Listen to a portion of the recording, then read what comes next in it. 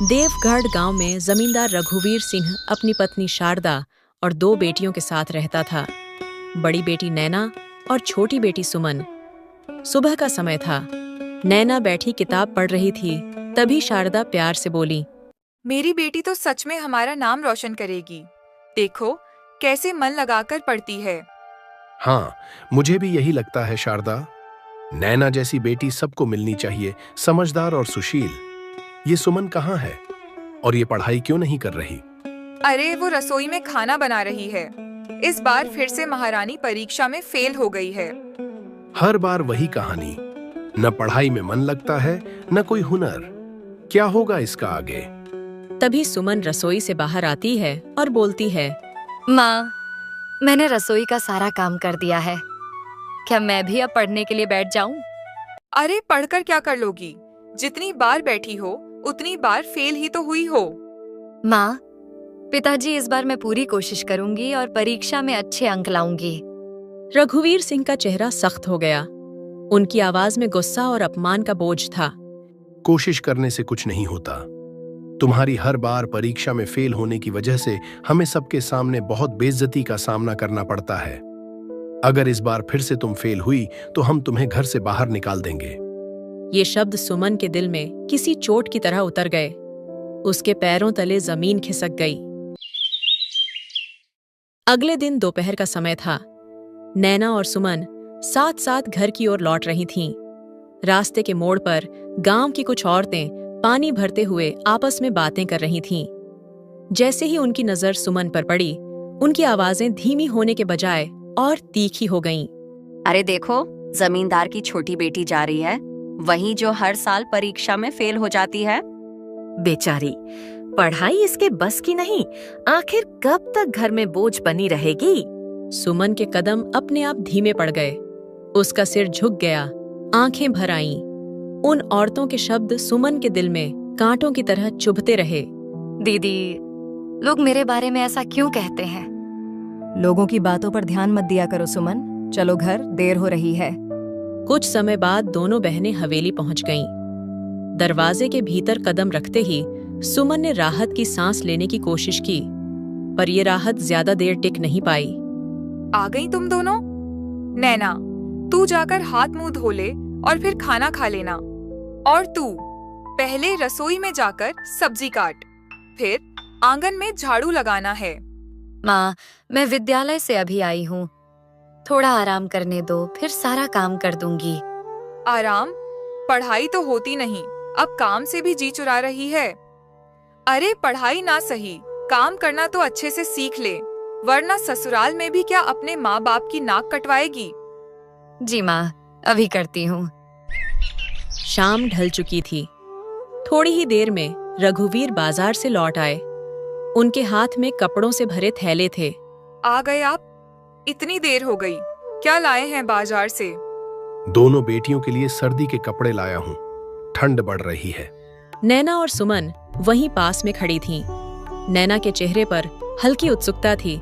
सुमन बस चुपचाप सब देख रही थी, बिना कोई उम्मीद जताए। थोड़ी देर बाद रघुवीर अंदर चला गया। उसके जाते ही शारदा का चेहरा खिल उठा। लो नैना, ये तुम्हारे लिए है। धन्यवाद माँ। माँ, मेरे लिए क्या लाए हैं पिताजी? तुम्हारे लिए अभी कुछ नहीं है। पर माँ, पिताजी ने तो कहा था दोनों के लिए लाए हैं। हाँ, कहा था, लेकिन तुम्हें अब कुछ भी तभी मिलेगा जब तुम परीक्षा में पास हो जाओगी। बिना नतीजे के कुछ नहीं मिलेगा। हर बार फेल होकर इनाम की उम्मीद मत रखा करो। तभी नैना एक कदम आगे बढ़ी और बोली, माँ, आप सुमन के साथ हमेशा ऐसा व्यवहार क्यों करती हैं? वो भी तो कोशिश कर रही है और ठंड तो सबको लगती है। नैना, तुम बीच में मत बोलो। तुम्हें पढ़ाई पर ध्यान देना है, इन सब बातों पर नहीं। नैना चुप हो गई, पर चेहरे से खुशी गायब हो चुकी थी। सुमन की आंखें भर आईं। उसने बिना कुछ कहे सिर झुका लिया। रात गहराती जा रही थी। हवेली में सन्नाटा पसरा हुआ था। सब सो चुके थे। सुमन चुपचाप फर्श पर बैठी अपनी किताब खोलने की कोशिश कर रही थी। तभी नैना अंदर आती है और बोलती है, अरे सुमन, तू अभी तक जाग रही है? नींद नहीं आ रही थी दीदी, सोचा थोड़ा पढ़ ही लूं। आज जो हुआ, माँ का वो व्यवहार मुझे अच्छा नहीं लगा। मैं जानती हूँ तू कोशिश करती है, बस हालात तेरे खिलाफ हैं। दीदी, कभी कभी लगता है कि मैं इस घर में बस बोझ हूँ। ना रंग अच्छा है, ना पढ़ाई में तेज।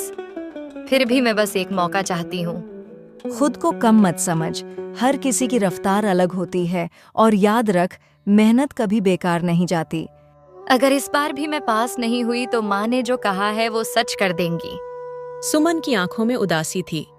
किताब हाथ में होते हुए भी उसका मन पढ़ाई में नहीं, आने वाले डर में उलझा था। अगले दिन नैना और सुमन विद्यालय के लिए निकल जाती हैं और रघुवीर भी अपने काम के लिए निकल जाता है। तभी शारदा के घर गांव की कुछ औरतें आई हुई थीं। एक औरत मुस्कुराते हुए बोली, शारदा, नैना तो सच में होनहार है, पढ़ाई में भी आगे और स्वभाव भी कितना अच्छा है। हाँ, बड़ी है ना, जिम्मेदारी समझती है। पर सुमन का क्या? वो तो हर वक्त चुप चुप सी रहती है। लगता ही नहीं कि दोनों बहनें हैं। एक ही घर में पलकर भी कितना फर्क निकल आता है। औरतों की बातें सुनते सुनते शारदा का चेहरा बदलने लगा। उसे लगने लगा जैसे सुमन ही उसकी शर्मिंदगी की वजह हो। वो बाहर से शांत दिख रही थी, मगर भीतर ही भीतर उसका गुस्सा बढ़ता जा रहा था। मैं भी यही कहती हूँ। नैना ने तो कभी मुझे शिकायत का मौका ही नहीं दिया, पर सुमन, उसे समझ ही नहीं आता कि जिंदगी मजाक नहीं है। कुछ दिनों बाद परीक्षा का परिणाम आ गया। नैना पास हो गई थी, अच्छे अंकों के साथ। वहीं बदकिस्मती से सुमन असफल रह गई। देख लिया आपने, वही हुआ जिसका डर था। कितनी बार समझाया इसे, मगर इसने कभी मेहनत की ही नहीं। सुमन, ये घर कोई खेलने की जगह नहीं है। एक ही छत के नीचे रहकर भी अपनी बहन से कुछ नहीं सीखा तुमने। पिताजी, मैंने सच में कोशिश किया था इस बार। कोशिश? नाकाम लोग हमेशा यही बहाना देते हैं। आज गांव भर में मेरी नाक कटवा दी तुमने। माँ, इस बार सुमन को माफ कर दो, अगली बार जरूर कोशिश करेगी। नैना, तुम बीच में मत बोलो, इसकी वजह से तू भी बदनाम हो जाएगी। मुझे एक मौका और दे दीजिए माँ। रघुवीर चुपचाप सब देखता रहा। उसकी खामोशी भी सुमन के लिए किसी सजा से कम नहीं थी। शारदा ने दरवाजे की ओर इशारा करते हुए कहा, कोई मौका नहीं। इस घर में नाकाम लोगों के लिए जगह नहीं है। अभी के अभी इस घर से निकल जाओ और कभी वापस मत आना। सुमन की दुनिया जैसे उसी पल उजड़ गई। आंखों में आंसू लिए वो धीरे धीरे बाहर की ओर बढ़ी। नैना की सांसें अटक गईं, लेकिन वो भी कुछ न कह सकी। आंखों में आंसू लिए सुमन चुपचाप चलती रही और एक घने जंगल में जा पहुंची। जंगल का रास्ता भी जैसे उसकी खामोशी समझ रहा हो। भगवान, अगर किस्मत ही ऐसी थी तो मुझे उस घर में जन्म क्यों दिया? गलती हर बार मेरी ही क्यों बन जाती है? चलते चलते वह तालाब के किनारे आ पहुंची। वहां एक बूढ़ी माँ झुकी हुई कपड़े धो रही थी। कांपते हाथ और थका चेहरा देखकर सुमन वहीं ठहर गई।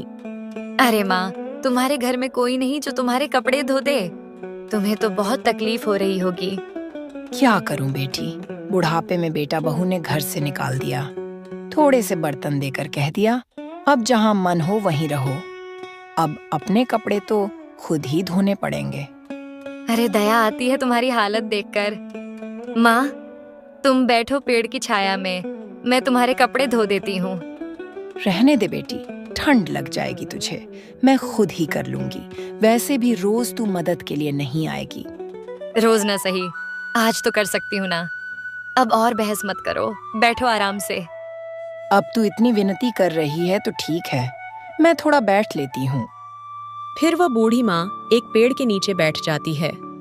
हवा के हल्के झोंकों के बीच सुमन कपड़े धोने लगती है। बूढ़ी माँ उसे देखती रहती है, जैसे अपनी ही बेटी को देख रही हो, और सुमन से पूछती है, बेटी, तू इस वक्त इस जंगल में अकेली क्या कर रही है? माँ, मेरे माता पिता ने मुझे घर से निकाल दिया है। उन्होंने बोला कि उनके घर में मेरे लिए कोई जगह नहीं है। सुमन धीरे धीरे बूढ़ी माँ को सारी बातें बताती है। बोलते बोलते उसकी आंखों से आंसू बह निकले। बूढ़ी माँ खामोशी से सुनती रही। उसकी आंखें भी नम हो गईं। माँ बाप का दिल इतना कठोर भी हो सकता है, ये सोचकर ही मन कांप जाता है। मेरे साथ चलो बेटी, जब तक रास्ता न मिले मेरा घर ही तुम्हारा घर समझना। आपका बहुत बहुत धन्यवाद माँ। अगर आप न मिलती तो पता नहीं इस घने जंगल में मैं कहाँ जाती।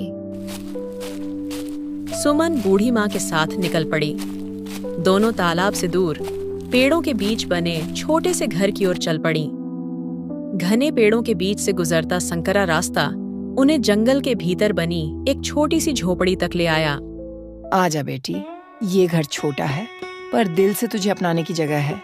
थक गई होगी, थोड़ा सुस्ता ले, फिर कुछ खा लेना। सुमन की आंखें फिर भर आईं। पहली बार किसी ने उससे बिना सवाल किए बस उसका हाल पूछा था। उस झोपड़ी के भीतर उस रात डर नहीं था, बस सुकून था। शाम ढल चुकी थी।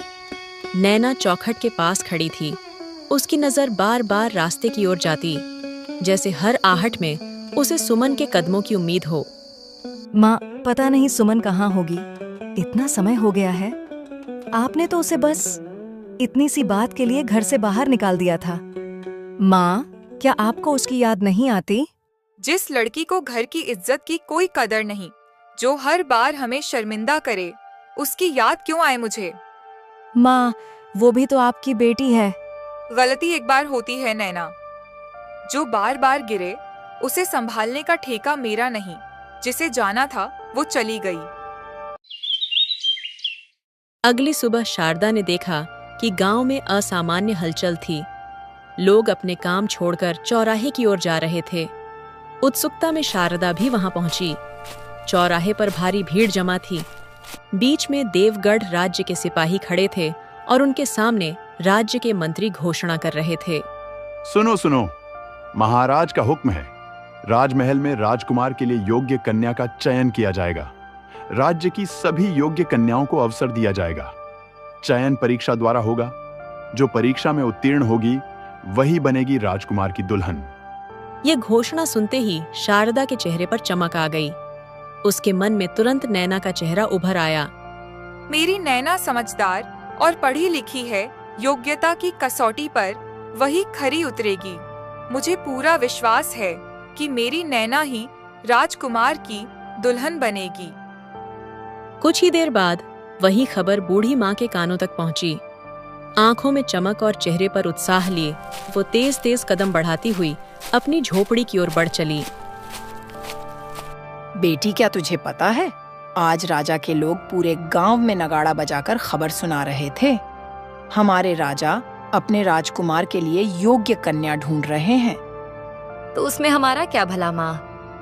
राजकुमार तो किसी राजकन्या से ही शादी करेंगे। तुम्हें हमारे राजा के बारे में कुछ पता ही नहीं। वो बहुत नेक इंसान है और वैसे भी राजकुमार किसी को यूं ही नहीं चुनेगा। एक परीक्षा होगी। जो उस परीक्षा में विजयी होगी वही बनेगी राजकुमार की दुल्हन। बूढ़ी माँ ने जब पूरी बात सुमन को बताई तो उसे लगा ऐसे अवसर उस जैसे लोगों के लिए नहीं होते। लेकिन बूढ़ी माँ का विश्वास शब्दों से ज्यादा गहरा था। आने वाली परीक्षा किस्मत नहीं, योग्यता तय करेगी। दूसरी ओर शारदा के चेहरे पर उत्सुकता और हल्की बेचैनी साफ झलक रही थी। शारदा ने बिना देर किए रघुवीर को यह बात बताई। क्या आपको पता है, आज गांव में बड़ी खबर सुनने को मिली है। कैसी खबर? राजा के लोग पूरे गांव में ढिंडोरा पीट रहे थे। राजकुमार के लिए योग्य कन्या की तलाश हो रही है। परीक्षा होगी जिसमें हुनर और बुद्धि देखी जाएगी। और मुझे लगता है हमारी नैना से बेहतर लड़की कौन ही है इस गांव में। हाँ, ये बात तो तुम सही कह रही हो शारदा। नैना जैसी पढ़ी लिखी और समझदार लड़की पूरे गांव में नहीं है। अगर किस्मत ने साथ दिया तो हमारी बेटी की जिंदगी बदल सकती है। और अगर ऐसा हुआ तो ये हवेली और हमारा नाम सब और ऊंचा हो जाएगा। इधर राजमहल के शांत कक्ष में राजा गंभीर मुद्रा में बैठे हैं। सामने मंत्री खड़े हैं। वातावरण में किसी बड़े निर्णय की आहट है। तो मंत्री जी, जो काम हमने आपको सौंपा था वो ठीक से हुआ है ना? हाँ महाराज, बिल्कुल आपकी इच्छा अनुसार ही काम हुआ है। पूरे राज्य में खबर पहुंचा दी है। बस अब थोड़ी प्रतीक्षा कीजिए, हमें अपने राज्य के लिए एक योग्य रानी मिल जाएगी। राजा कुछ क्षण मौन रहते हैं, मानो आने वाले समय की कल्पना कर रहे हों। फिर धीरे से कहते हैं, हाँ, राजकुमार से भी इस बारे में बात करनी है। उसे अभी कुछ बताया नहीं गया है, पर मुझे विश्वास है कि मेरे निर्णय से वो असहमत नहीं होगा। बात तो सही है आपकी महाराज, मुझे भी ऐसा ही लगता है। अब मैं राजकुमार को बुलाता हूँ। फिर मंत्री जी राजकुमार को बुलाते हैं। पिताजी, आपने मुझे तुरंत बुलाया। सब ठीक तो है ना? आपकी तबीयत तो ठीक है ना? हाँ बेटा, अब शरीर पहले जैसा कहाँ रहा। जैसे दीमक लकड़ी को खा जाती है, वैसे ही बुढ़ापा शरीर को अंदर से कमजोर कर देता है। इसीलिए तुम्हारे और इस राज्य के भविष्य के लिए कुछ निर्णय लेने हैं। पिताजी, आपके जैसा अच्छा राजा हमारे ही नहीं, पूरे राज्य के लिए वरदान है। पर मैं हमेशा नहीं रहूंगा पुत्र, इसीलिए चाहता हूं कि तुम्हें अब शासन की जिम्मेदारी दूं और तुम्हारे विवाह के लिए कन्या की तलाश जारी हो चुकी है। आप मेरे पिता हैं, आप जो भी निर्णय लेंगे वही मेरे लिए उचित होगा। मुझे आप पर पूरा विश्वास है। तो सब तय रहा, बस अब एक योग्य कन्या का चयन बाकी है, वो भी जल्दी हो जाएगा। तुम मेरे साथ रहना पुत्र। पिताजी, आप निश्चिंत रहिए, मैं हमेशा आपके साथ रहूंगा। राजमहल के विशाल प्रांगण में आज विशेष हलचल थी। दूर दूर से आई कन्याएं सजी संवरी पंक्तियों में खड़ी थीं। एक ओर सुमन बूढ़ी मां के साथ खड़ी थी। साधारण वस्त्रों में होते हुए भी उसकी आंखों में उम्मीद झलक रही थी। तभी उसकी नजर नयना पर पड़ी, जो शारदा के साथ सजी संवरी खड़ी थी। सुमन खुशी से उनकी ओर बढ़ी। माँ, दीदी, आप लोग भी आए हैं? मुझे आप सबकी बहुत याद आती है। अरे, देखा है खुद को, यहाँ तेरे जैसी लड़की से राजकुमार शादी करेंगे, ऐसा सोचा भी कैसे तूने? अपनी जगह जाकर खड़ी रह, तमाशा मत बना। शारदा की बात सुनकर सुमन की आंखों में आंसू आ गया। वह बिना कुछ कहे बूढ़ी माँ के पास लौट आई। कुछ समय बाद राजा सभा में पधारते हैं। महाराज, राज्य की सबसे सुंदर और गुणी कन्याएं उपस्थित हैं। यदि आप आदेश दें तो परीक्षा आरंभ की जाए। हाँ, तो कुल मिलाकर तैयारी पूरी हो चुकी है। जी महाराज। तो फिर ठीक है, बुलाइए उन्हें। तभी सभा के एक कोने से शारदा आगे बढ़ती है। महाराज, ये मेरी बेटी नैना है। न केवल सुंदर है बल्कि गुणी भी है। रूप तो बाहरी चीज है, असली चीज है गुण। अच्छे व्यक्ति को सौंदर्य से नहीं, उसके स्वभाव से पहचाना जाता है। क्या तुम्हारी बेटी परीक्षा देने को तैयार है? हाँ हाँ, बिल्कुल महाराज। अच्छा, तो एक एक करके आगे बढ़ो और राजकुमार के हाथ से प्रत्येक एक बीज ले लो। कन्याएं क्रम से आगे आती हैं। कोई उत्साहित है, कोई घबराई हुई। बीज लेते समय हर एक के मन में अलग अलग उम्मीदें हैं। इन बीजों को गमले में लगाओ। जिसके बीज से पौधा उगेगा वही इस राज्य की भावी रानी बनेगी। अब तुम सब जा सकती हो, जाओ। सभा धीरे धीरे समाप्त होने लगती है। कन्याएं अपने अपने मन में प्रश्न और आशाएं लिए लौट जाती हैं। सुमन घर पहुंचकर एक गमले में वह बीज लगा रही होती है। उसके मन में बहुत से प्रश्न चल रहे होते हैं। वह बूढ़ी माँ से पूछती है, माँ, आपको क्या लगता है, क्या मेरे गमले में पौधा उग सकता है? बेटी, बीज उगे या न उगे, यह हमारे हाथ में नहीं। हमारा काम सिर्फ सच्चाई से उसे लगाना है। अगर मन साफ हो तो खाली गमला भी गवाही बन जाता है। दूसरी ओर बड़े आंगन में नैना राजा द्वारा दिया गया बीज नए मिट्टी के गमले में लगा रही थी। शारदा उसके पास बैठी थी। ध्यान से लगाना नैना, ये मौका दोबारा नहीं मिलेगा। माँ, ये ठीक तो है ना? राजा को सिर्फ हरा पौधा चाहिए। नैना, सच क्या है वो कोई नहीं पूछेगा। अगली सुबह शारदा और नैना दोनों आंगन में रखे गमले के पास आकर खड़ी हो गईं। शारदा ने झुककर मिट्टी को देखा। वहां अब भी कोई हरियाली नहीं थी। अब तक तो कुछ निकल आना चाहिए था। ये बीज कहीं बेकार तो नहीं? माँ, हमने कल ही तो बीज लगाया है, थोड़ा समय तो देना पड़ेगा। शारदा ने गहरी सांस ली। वह कुछ कहे बिना भीतर चली गई, पर उसका मन अशांत था। रात गहरी हुई। घर में सब सो चुके थे। शारदा धीरे धीरे बाहर निकली। उसके हाथ में एक छोटा गुलाब का पौधा था। वह चारों ओर देखकर गमले के पास बैठ गई। नैना का भविष्य यूं मिट्टी में नहीं छोड़ सकती। गमले में पौधा तो उगाकर ही रहूंगी। उसने सावधानी से मिट्टी हटाई, बीज को निकालकर एक ओर रख दिया और गुलाब का पौधा गमले में जमा दिया। इधर सुमन सुबह सुबह अपने गमले के पास आकर बैठ गई। मिट्टी वैसी ही थी, न कोई अंकुर न कोई हरियाली। देखो माँ, मेरी किस्मत इतनी रूखी है कि इस बीज से भी कुछ नहीं निकला। बेटी, किस्मत को इतना दोष मत दे। अभी कुछ दिन बचे हैं, इंतजार करते हैं, पौधा निकल जाएगा। अगर सबके गमलों में पौधे उगाए और मेरे में नहीं, तो मैं क्या कहूंगी? तू सच लेकर जाएगी सुमन। कभी कभी सच सबसे पहले अकेला ही खड़ा होता है। अगली सुबह राज दरबार में सभी कन्याएं अपने अपने गमलों के साथ खड़ी थीं। अधिकतर गमलों में हरे भरे पौधे लहलहा रहे थे। माता पिता गर्व से उनके पीछे खड़े थे। नैना आगे की पंक्ति में थी। उसके गमले में गुलाब का स्वस्थ पौधा था। शारदा का चेहरा खुशी से चमक रहा था। दरबार के एक किनारे सुमन खड़ी थी। उसके गमले में मिट्टी सूनी पड़ी थी। वह सिर झुकाए खामोश खड़ी रही। सुमन का गमला देखते ही शारदा हंस पड़ी। अरे, तेरे गमले में तो कुछ निकला ही नहीं। कितनी शर्म की बात है। चली जा यहाँ से। अगर राजा को पता चला कि तू मेरी बेटी है तो सबके सामने मेरी बेइज्जती होगी। सुमन ने कुछ नहीं कहा और गमले को कसकर पकड़ लिया। उसकी आंखें नम थीं, लेकिन वह अपनी जगह से हिली नहीं। कुछ ही पलों में राजा सिंहासन पर विराजमान हो गए। दरबार में सन्नाटा छा गया। तो बताओ, तुम्हारे बीजों में से किसके बीज से पौधा निकला? महाराज, कृपा करके इधर देखिए। मेरी बेटी के गमले में कितना सुंदर गुलाब खिला है। इसे देखकर ही पता चलता है कि संस्कार और मेहनत कैसी होती है। हाँ महाराज, पूरे गांव में मेरी बेटी नैना जैसा गुण और रूप किसी में नहीं। यह फूल उसी की मेहनत का फल है।